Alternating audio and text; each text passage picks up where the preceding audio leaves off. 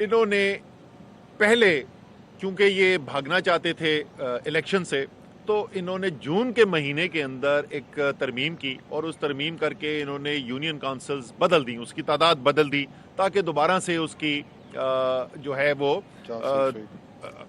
کیا بولتے ہیں اس کو ڈیلیمیٹیشن جو ہیں ہلکا بندی دوبارہ کی جائے اور اس کے اندر ٹائمز آئے اور وہ الیکشن ڈیلے ہو۔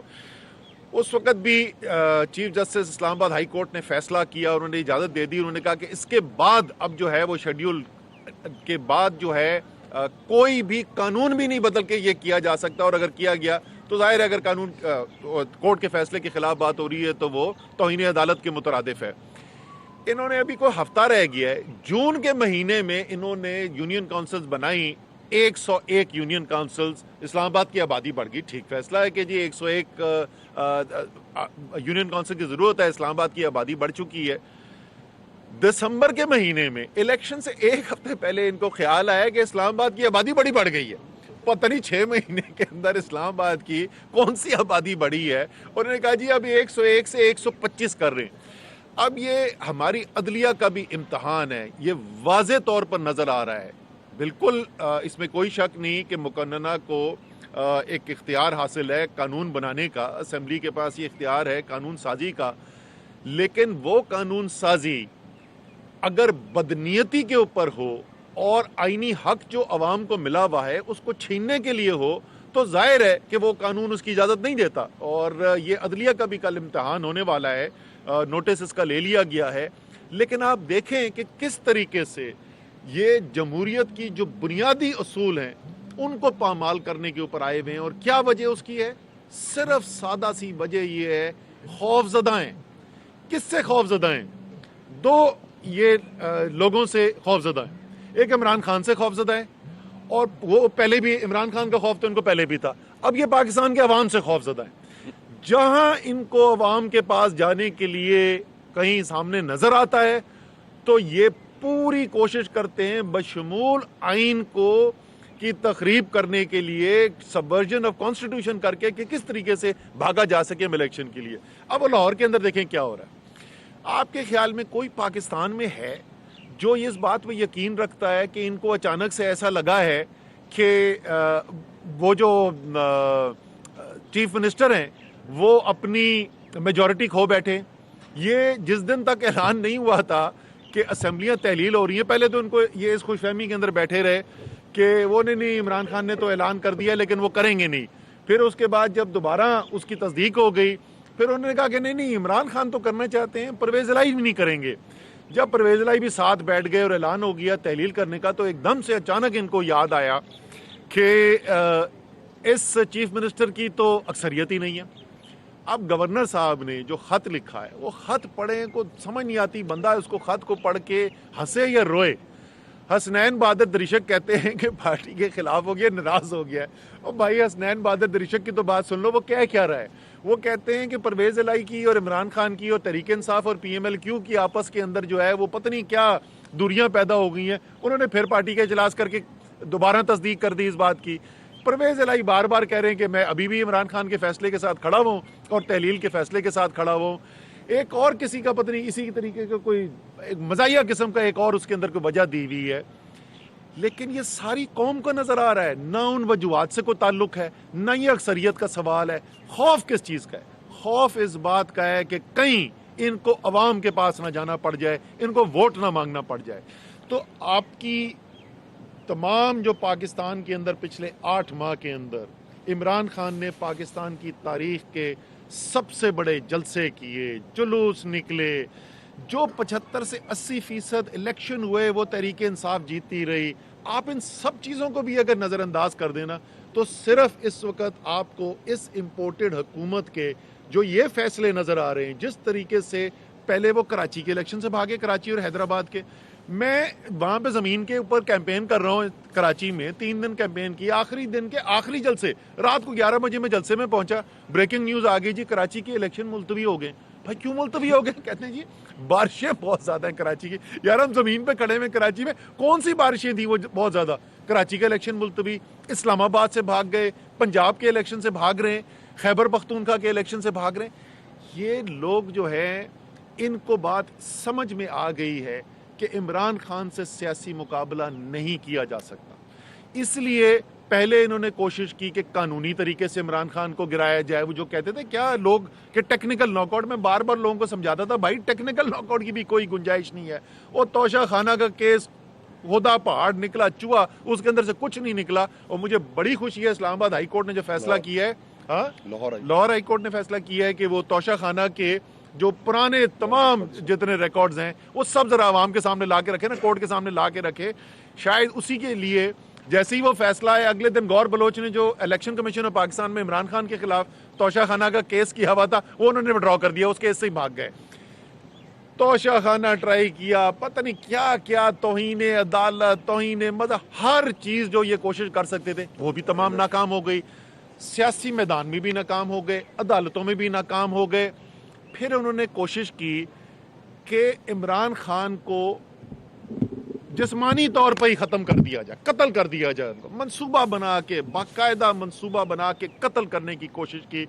لیکن بھول یہ گئے کہ انسان کی جان جو ہے، اس کی موت جو ہے، وہ اللہ تعالیٰ کا فیصلہ ہے، وہ ان لوگوں کا فیصلہ نہیں ہے، وہ کسی انسان کے ہاتھ میں نہیں ہے، نہ کہ ان جیسے بزدلوں کے ہاتھ میں ہو۔ اللہ تعالیٰ نے ابھی عمران خان سے اور بہت کام لینے ہیں اس قوم کے لیے، تو وہ بھی ان کا منصوبہ ناکام ہو گیا۔ اس کے بعد انہوں نے جعلی وہ آڈیو چلانی شروع کر دی۔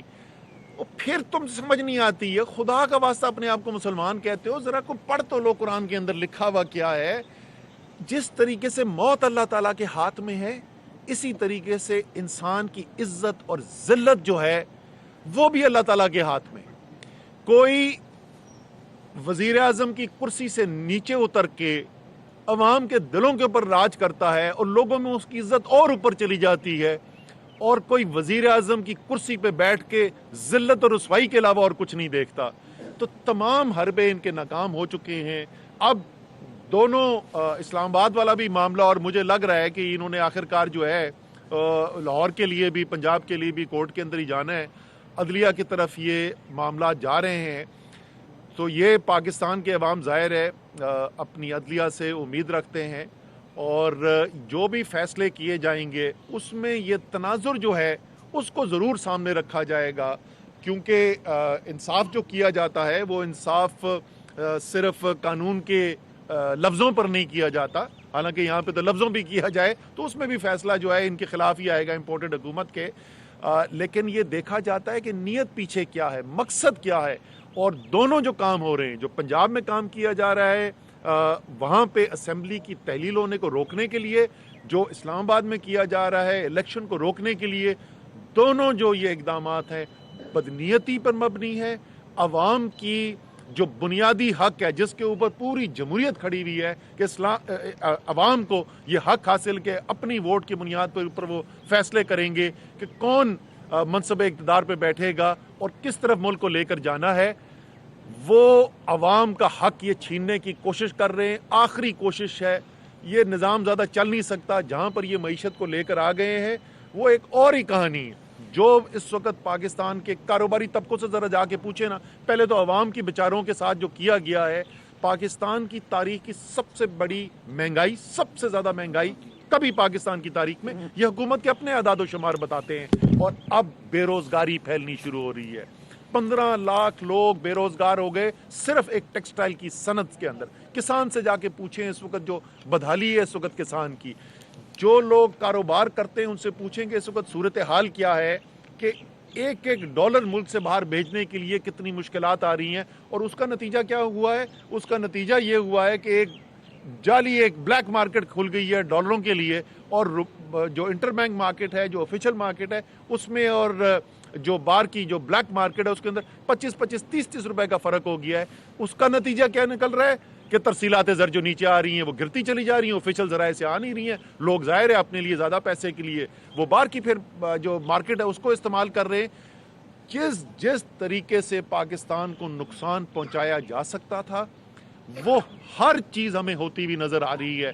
یہ جو رجیم چینج آپریشن پاکستان کے اوپر کیا گیا، واضح بیرونی مداخلت، میں بار بار وہی الفاظ استعمال کرتا ہوں جو قومی سلامتی کمیٹی کے الفاظ ہیں، واضح بیرونی مداخلت کی بنیاد پر جو رجیم چینج ہوا، جو ضمیروں کی منڈی لگا کے रजीम चेंज ऑपरेशन किया गया, उसने पाकिस्तान की जड़ें खोखली करके रख दी हैं। इस वक्त खैबर पख्तूनख्वा में जाएं और ज़रा जाके लोगों से बात करें कि वहाँ अमन व अमामा की सूरत हाल क्या हो रही है। और ये तकरीर कर रहे थे उस दिन राना सनौला बैठे हुए, बॉर्डर कंट्रोल करना, जब बॉर्डर की दूसरी तरफ से जो टेररिस्ट आ रहे हैं वो सूबाई हुकूमत की जिम्मेदारी होती है, उसके वसाइल सूबाई हुकूमत के पास होते हैं। क्या टेररिज्म जो है वो सूबाई सब्जेक्ट है? जैसे मैंने कहा कि अगर ये कोई मंसूबा भी बनाए कि पाकिस्तान को किस तरीके से कमज़ोर किया जा सकता है, तो वो इतनी इफादियत के साथ काम ना कर सके जितना ये पिछले 8 महीने में रजीम चेंज ऑपरेशन के बाद हुआ है। और यहाँ से बाहर निकलने का रास्ता, वाहिद रास्ता यही है, अवाम के पास जाया जाए, फ्रेश मैंडेट लिया जाए। और उम्मीद है कि कोर्ट्स जो हैं, ये जो आखिरी इनकी डेस्परेट अटेम्प्ट है कि किसी तरीके से इलेक्शन को रोका जाए इस इम्पोर्टेड हुकूमत की, वो कोर्ट्स जो हैं वो इसको रद्द करेंगे और इंशाअल्लाह ताला पाकिस्तान के अवाम जो है एक नए इलेक्शन की तरफ जाएंगे।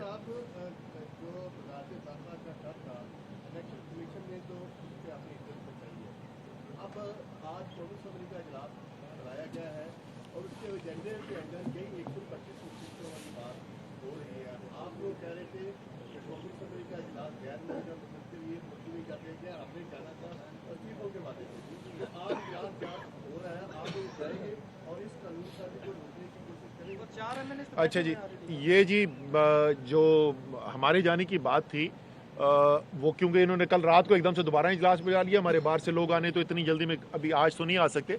लेकिन यही तो मैं आपको बता रहा था कि इस्लामाबाद हाई कोर्ट की जजमेंट के अंदर लिखा हुआ है, क्योंकि जज साहब को भी, चीफ जस्टिस साहब जो उस वक्त के थे, उनको नजर आ रहा था कि ये बदनीयती की बुनियाद के ऊपर बार बार सिर्फ इलेक्शन में ताखीर कराने के लिए ये कानून साजी बदल रहे हैं। और उसमें लिखा हुआ था कि आप कानून साजी भी नहीं कर रहे। ये आज जो करने जा रहे हैं ये तौहीन अदालत कर रहे हैं।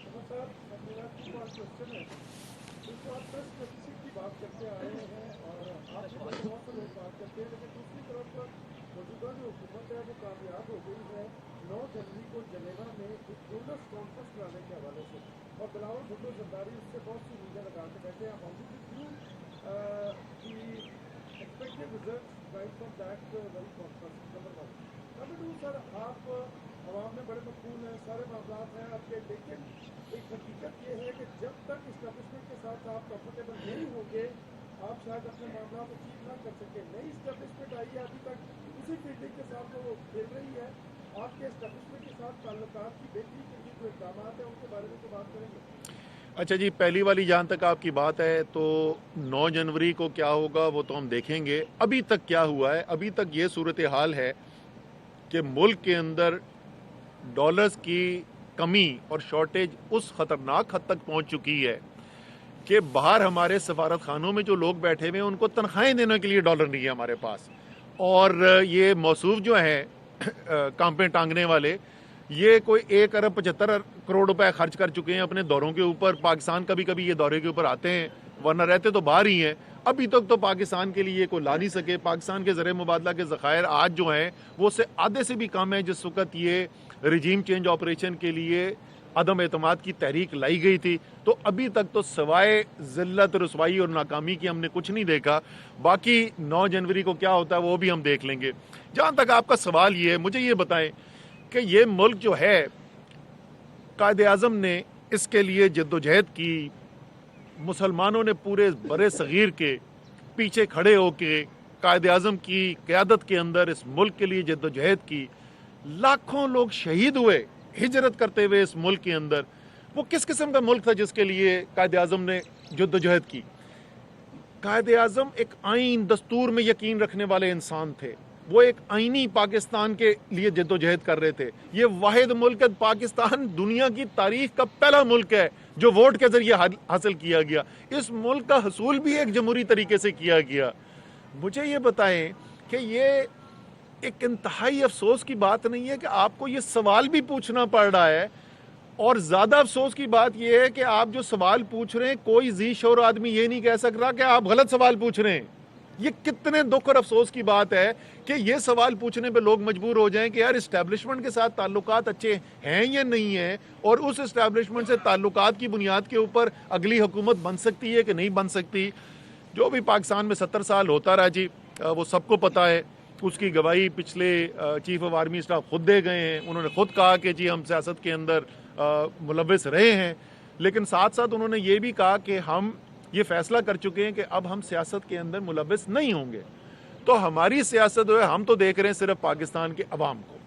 ایک سیکنڈ رک جا ٹکا خان, ہم دیکھ رہے ہیں صرف پاکستان کے عوام کو, نہ ہم اسٹیبلشمنٹ کی طرف دیکھ رہے ہیں, نہ ہم کسی بیرونی طاقت کی طرف دیکھ رہے ہیں. اور امید ہے کہ جو فیصلہ کیا گیا ہے کہ سیاست میں ملوث نہیں ہوگی فوج, کہ فوج اس پہ قائم رہے گی. ہماری تو یہی امید ہے. اچھا, آج آپ کی اسٹیٹمنٹ جاری ہوئی ہے اسد عمر صاحب, جو کل آپ کی غیر ملکی صحافیوں سے ملاقات ہوئی, لکھا گیا سب جانتے ہیں جنرل باجوہ نے افریقی انتظامیہ سے IMF کے معاملے میں مدد مانگی.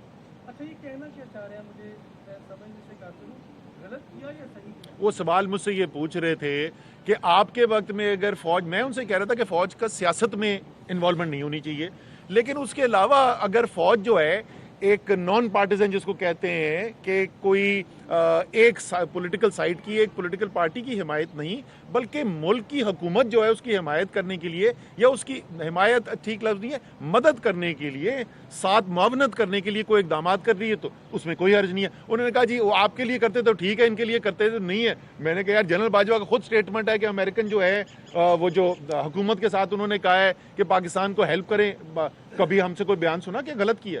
ہمیں کوئی اعتراض نہیں ہے. ملک کی بہتری کے لیے, معاونت کے لیے کوئی اقدامات کرے, ہمیں کوئی اعتراض نہیں. اسد عمر صاحب, یہ بتائیے گا کہ جنرل باجوہ صاحب نے جو بات کی تھی وہ فروری سے آگے جا کے وہ نیوٹرل ہو گئے ہیں سیاست میں. اس سے پہلے آپ کی حکومت بنی یا اس سے پہلے ماضی کی بنی, کیا آپ کی حکومت بننے میں فوج کا کردار تھا؟ اور سیکنڈ چیز سر, پنجاب میں بلدیاتی الیکشن کے لیے 2 بار حلقہ بندیاں ہوئیں, وہاں پر آپ کی حکومت ہے, وہاں پر تقریر کی گئی, نئی قانون سازی کی گئی, تیسری مرتبہ پھر حلقہ بندیاں ہو رہی ہیں. اسی طرح لگ ایسے رہا کہ جو اختیارات کی منتقلی ہے جو سیاسی جماعتوں کی جہاں جہاں حکومت ہے وہ نہیں کرنا چاہ رہی. اسلام آباد میں بھی یہی ہے, پنجاب میں بھی یہی ہے. اچھا, دو مختلف چیزیں آپ نے. پہلا والا جو سوال تھا اس میں, ہاں کشمیر میں نہیں, پہلے 2018 کے الیکشن میں 2018 کے الیکشن نہیں, آپ نے پہلے جو کہا نا کہ فروری سے. پہلی بات تو میں آن ریکارڈ یہ کہنا چاہتا ہوں کہ جب تک وہ جا رہے تھے, میں یہ پہلی دفعہ نہیں کہہ رہا, میں ٹی وی پہ پہلے کہہ چکا ہوں, ہمیں تو نیوٹرلٹی نہیں نظر آئی تھی. پہلے تو میں یہ کہہ دوں. اب جو ہے نئی لیڈرشپ آئی ہے فوج کی, اب دیکھیں نیوٹرلٹی نظر آتی کہ نہیں آتی. اس وقت ان مہینوں کے اندر تو ہمیں نیوٹرلٹی نظر نہیں آئی تھی. 2018 کے الیکشن کے اوپر یہ بھی میں ٹی وی پہ پہلے بات کر چکا ہوں. 2018 کے الیکشن میں بہت سی سیاسی پارٹیوں کو اعتراضات تھے, اور ان میں تحریک انصاف بھی شامل تھی.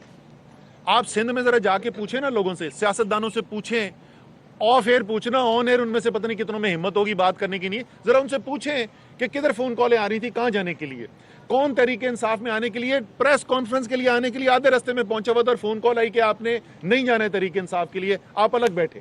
سو 2018 کے الیکشن کے اندر شکایات صرف ایک طرف کو نہیں تھی, دونوں طرف کو شکایت تھی. اچھا, آپ پنجاب کی بات, بھائی نہیں, کشمیر کے صرف نہیں, خیبر پختونخوا کے الیکشن مکمل ہو چکے ہیں. پنجاب کے اندر کبھی بھی بھائی میرے یہ نہیں ہوا کہ الیکشن اناؤنس ہو گیا, شیڈیول اناؤنس ہو گیا, ٹکٹیں ایلوکیٹ ہو گئیں, لوگ الیکشن کے لیے نکل گئے, ہفتہ الیکشن میں رہ جائے اور آپ جو ہے قانون سازی کر کے اس کو تاخیر کرا دیں. یہ اسلام آباد میں دوسری دفعہ ہو رہا ہے, یہ ہم نے کبھی بھی نہیں کیا. ایک سیکنڈ, آن ریکارڈ نے یہ کہا ہے کہ ساری سیاسی جماعتوں میں اور اداروں میں اس بات پر اتفاق ہے کہ عمران خان کا راستہ روکنا ہے. کیا آپ کو بھی اداروں کی طرف سے یہ پیغام دیا گیا ہے کہ وہ بھی اس بات پر اتفاق کرتے ہیں کہ عمران خان کا راستہ ہر صورت روکنا ہے؟ میرے خیال میں تو اس کا جواب مجھے نہیں, اس کا تو جواب جو ہے وہ اداروں کی طرف سے آنا چاہیے. ایک انہوں نے بہت بڑا الزام لگایا ہے, ادارے کہہ رہے ہیں کہ ہم اب سیاست کے اندر ملوث نہیں ہیں, اور ہم جو ہے وہ کسی کے طریقے سے فریق نہیں بنیں گے, اور کھلم کھلا پاکستان کا وزیر داخلہ جو ہے وہ سارے میڈیا کے سامنے بیٹھ کے, ساری قوم کے سامنے بیٹھ کے کہہ رہا ہے کہ ادارے جو ہیں وہ مکمل طور پہ سیاست کے اندر شریک ہو رہے ہیں, اور وہ فیصلہ کر رہے ہیں کہ کون آئے گا کون نہیں آئے گا. یہ اتنا بڑا الزام انہوں نے لگایا ہے. ہم تو نیوٹرل وہ ہیں یا نہیں ہے بعد میں فیصلہ کریں گے. رانا ثناء اللہ نے تو اعلان کر دیا کہ وہ نیوٹرل نہیں ہے. میرے خیال میں اس کا اداروں کو نوٹس لینا چاہیے. ان کا پھر بات, اور خان صاحب کو اللہ نے طاقت دی ہے, عزت دی ہے, شہرت دی ہے, لیکن ابھی رانا ثناء اللہ صاحب کا بیان آیا ہے کہ جو خان صاحب آڈیو میں کہہ رہے ہو ویڈیو میں کر رہے ہیں تو ان کا فرانزک کروایا جائے. تو آپ اس حوالے سے کیا کہتے ہیں؟ یہ آپ نہیں سمجھ رہے کہ ان کی مقبولیت اس سے متاثر ہو سکتی ہے؟ یار پچھلے 8 مہینے میں انہوں نے کون سا الزام تھا جو عمران خان کے اوپر نہیں لگا دیا.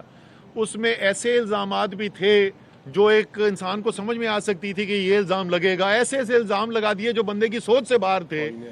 عمران خان کی مقبولیت 30% سے بڑھ کے 60% پہ پہنچ گئی. اور کون سا الزام بچا کون سا ہے؟ توہین مذہب کا الزام عمران خان پہ انہوں نے لگایا اسی 8 مہینے کے اندر.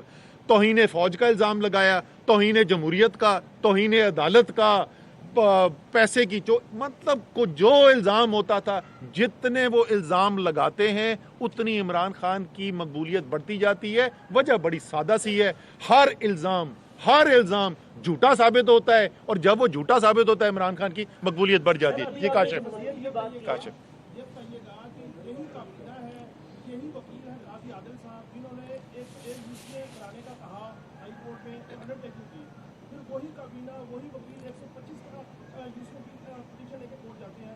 کیا تحریک انصاف ان حقائق کے اوپر کوئی حقائق نامہ کوئی وائٹ پیپر جو ہے وہ شائع کرنے کا ارادہ رکھتے ہیں؟ نہیں, ہم تو اس وقت کورٹ میں گئے ہیں. علی ایوان صاحب نے جو ہے وہ توہین عدالت کی پٹیشن ڈالی ہوئی ہے, اس کی بھی ہیئرنگ کل ہے.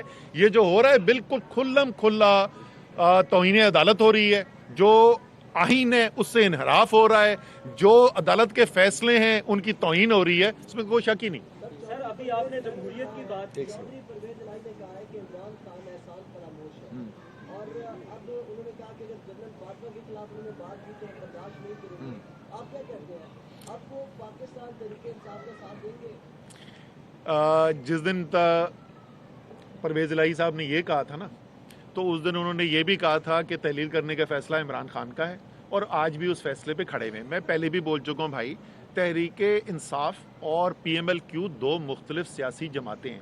ہر بات پہ ہمارا اور ان کا اتفاق نہیں ہے. یہ ان میں سے ایک بات ہے جس کے اوپر ہمارا اتفاق نہیں ہے, لیکن اس وقت سیاسی طور پر ہم اتحادی ہیں, اور یہ بھی فیصلہ ہو گیا ہے کہ آگے بھی ہم اتحادی رہیں گے. سر ابھی آپ نے جمہوریت کی بات کی, اس سے پہلے آپ نے کہا کہ عدلیہ کو اپنا کردار ادا کرنا چاہیے. ایک طرف آپ کہہ رہے ہیں کہ فوج کا سیاست کا کردار جو ہے وہ ختم ہو جانا چاہیے, تو پھر سیاستدان اپنا ہر معاملہ جو ہے وہ عدلیہ کو لے کے جا رہے ہیں, عدلیہ کو سیاست میں دخل اندازی کا موقع دے رہے ہیں. آپ نے شاید آئین پاکستان کا پڑھا نہیں ہے. پاکستان کے آئین میں یہ لکھا ہوا ہے کہ قانون بنانے کا اختیار جمہوریت ہے کیا؟ جمہوریت یہ ہے, قانون بنانے کا اختیار جو ہے وہ مقننہ کو ہے, اور قانون کی اگر کوئی خلاف ورزی ہوتی ہے اس پہ فیصلہ عدالت نے کرنا ہوتا ہے میرے بھائی, وہ فیصلہ سیاستدانوں نے نہیں کرنا ہوتا. جی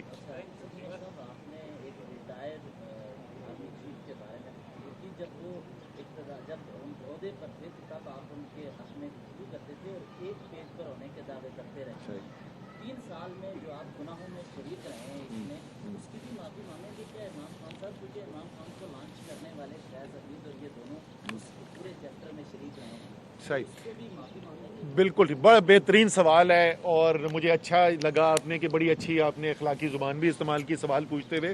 نوجوان جب سوال پوچھتے نا تو جواب سننے کا حوصلہ بھی رکھا کرو. جو اپنے پسندیدہ کم سے کم سیاستدانوں کے اوپر تو بات سننے کا حوصلہ رکھا کرو, اگر اپنی نہیں سن سکتے. آپ کو پتہ ہے میں کس کی بات کر رہا ہوں. اچھا دیکھو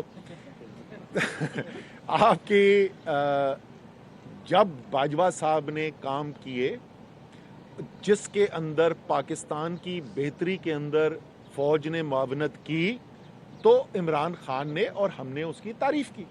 ہم وہ تعریف آج بھی کرتے ہیں. میں آج بھی یہ کہتا ہوں, کرونا کی میری ذمہ داری تھی, میں لیڈ کر رہا تھا, فوج کی پوری بھرپور مدد حاصل تھی. میں نے آج بھی آپ کو کہا کہ آج بھی اس حکومت کے ہوتے ہوئے, امپورٹڈ حکومت ہوتے ہوئے, ایک رجیم چینج کی سازش کے تحت آئی ہوئی حکومت کے ہوتے ہوئے بھی اگر فوج کوئی معاونت کرتی ہے جس سے پاکستان کی بہتری ہوتی ہے, ہمیں اس کے اوپر کوئی اعتراض نہیں ہے. جب آپ جو بات کر رہے ہو اس سے تو صرف یہ ثابت ہو رہا ہے کہ ہم سچ کو سچ اور جھوٹ کو جھوٹ کہتے ہیں. جب انہوں نے غلط کام کیا, یہ آپ کی غلط فہمی ہے میرے بھائی. آپ کہہ رہے ہیں کہ جب آرمی چیف نہیں رہے تو اس کے بعد بات کی عمران خان نے, پھر اس کا مطلب آپ 8 مہینے پاکستان میں نہیں تھے. پھر میں آپ کو صرف یہ کہہ سکتا ہوں آپ 8 مہینے پاکستان میں نہیں تھے اگر آپ کے خیال میں عمران خان نے اس کے بعد بات کی. حمود الرحمان کمیشن آیا, اس نے 71 کے بارے میں کچھ چیزیں تاریخ میں جو ہے وہ رقم کر دی. اب جو موجودہ ڈی ٹی آئی ہیں انہوں نے ایک پریس کانفرنس کی تھی جس میں انہوں نے یہ کہا تھا کہ دن کو آپ گالیاں دیتے ہیں, رات کو آپ ملاقاتیں کرتے ہیں, اور ان لمیٹڈ ایکسٹینشن کی بھی بات کی تھی. تو اس پہ رسپانڈ کرتے ہیں تاکہ تاریخ یہ بھی لکھ لے کہ آپ کا موقف ہے. دیکھیں یہ بات جو ہے وہ پہلے ہو چکی ہے, وہ چاہے دن میں میٹنگ ہو یا شام کو میٹنگ ہو, اگر وہ ہمیں کوئی یہ بتا دیں کہ سوائے اس کے کہ ہم نے کہا کہ جی الیکشن پاکستان کا ایک نیا ہونا چاہیے, کوئی چیز مانگی ہو تو ہمیں بتا دیں. اور کیا پاکستان کے اندر الیکشن کرانا غیر جمہوری چیز ہے؟ کبھی ہم نے جا کے یہ, بلکہ ہم یہ بولتے تھے بھائی آپ, یہ کون کہہ رہا ہے کہ عمران خان کو وزیر اعظم بنا دو؟ یہ کون کہتا ہے کہ آپ تحریک انصاف کو الیکشن جتا دو؟ ہم صرف مطالبہ جمہوریت کا کرتے ہیں. اور آپ نے بڑی اہم چیز کی ہے, میں اس کو دوبارہ ریپیٹ کرنا چاہتا ہوں. جس دن انہوں نے DGISI نے یہ اس کا ذکر کیا تھا 1971 کا, اور یہ بعد میں جنرل باجوہ نے بھی ابھی ذکر کیا اپنی آخری سپیچ کے اندر, میں نے اس دن بھی پریس کانفرنس کے اندر کہا تھا کہ اس پوری پریس کانفرنس کے اندر اگر سب سے اہم کوئی بات کی تھی نا, وہ یہی بات تھی. بالکل ٹھیک بات کی تھی DGISI نے کہ پاکستان کو 1971 یاد رکھنے کی ضرورت ہے. لیکن 1971 کا سبق کیا تھا میرے بھائی؟ 1971 کا سبق یہ تھا کہ جب آپ طاقت کو استعمال کر کے, جب جبر سے آپ پاکستان کے عوام کے فیصلوں کو مسترد کرتے ہیں اور کوشش کرتے ہیں کہ طاقت چلے لیکن عوام کا فیصلہ نہ چلے, تو پھر ملک کی تباہی آتی ہے. یہ جو سبق ہے, یہ کبھی اس قوم کو بھولنا نہیں چاہیے. یہ بتا دیں کہ پاکستان میں جو رجیم چینج کا عمل ہے وہ اسلام آباد کی الرجی کی طرح جو ختم ہی نہیں ہو رہا. ہر ادارے میں ابھی PCB میں ایک نئی اپوائنٹمنٹ ہوئی ہے چیئرمین PCB کی نجم سیٹھی صاحب کی, اس پر کامنٹ کرتے ہیں کہ وہ کیا کہتے ہیں, مطلب اس چینج کو کیسے دیکھتے ہیں آپ؟ PCB کی بہتری کے لیے کتنا فائدہ مند ہے؟ ہاں, اور اس کی وہ چینج دیکھیں آئی بھی کب ہے کہ جس وقت T20 کے فائنل میں پہنچایا پاکستان کی کرکٹ ٹیم وہاں پہنچی, تو اس کے فوراً بعد یہ چینج آ گئی. یہ ویسے دیکھو اگر آپ موازنہ کریں تو پھر بات تو یہ بنتی ہے بھائی, ایک طرف ایک آدمی ہے رمیز راجہ, اس نے صرف پاکستان کے لیے ٹیسٹ میچز کھیلے میں, ورلڈ کپ جو پاکستان جیتی تھی اس ٹیم کا حصہ تھا, آخری کیچ جس کے اوپر وہ ورلڈ کپ جیتا پاکستان, وہ کیچ اس نے پکڑا, وہ ساری زندگی کرکٹ سے منسلک رہا ہے. دوسری طرف ایک آدمی ہے جو ٹی وی پہ تجزیے کرتا ہے, جس کی چڑیا جو ہے وہ جھوٹی جھوٹی خبریں دے کے آتی ہے. تو دونوں میں سے اگر آپ کو کرکٹ کے ادارے کے ٹاپ پہ لگانا ہوگا تو ظاہر آپ چڑیا والے کو لگاؤ گے نا, آپ اس کو کیوں لگاؤ گے جو کرکٹ ساری زندگی کھیلتا رہا ہے. بہت شکریہ جی.